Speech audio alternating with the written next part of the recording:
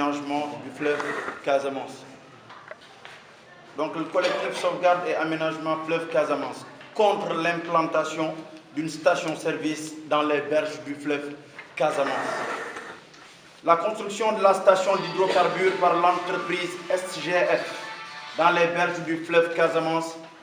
en violation du titre de propriété dénaturé,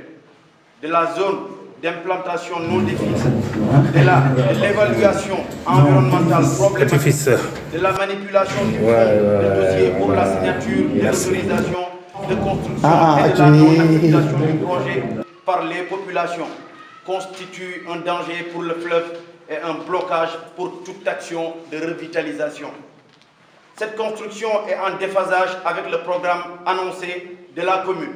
de l'étude pour l'élaboration d'un plan d'aménagement et du forum pour la valorisation du fleuve lancé par le conseil départemental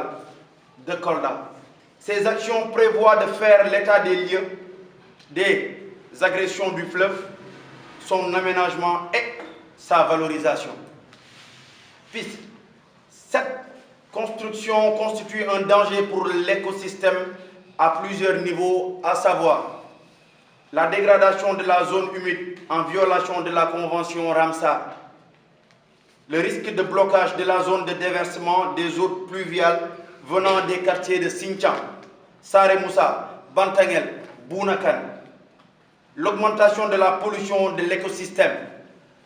le blocage de toute action de revitalisation du fleuve Casamance.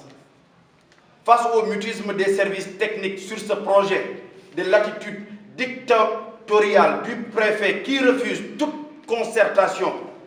de la précipitation du promoteur, malgré les dénonciations, les forces vives de Kolda sont mobilisées pour faire face à cette forfaiture en demandant l'arrêt immédiat des travaux, la délocalisation du projet dans un lieu convenable, la réalisation de l'étude sur les différentes agressions du fleuve Casamance, la revitalisation du fleuve Casamance. Par la même occasion, les forces vives demandent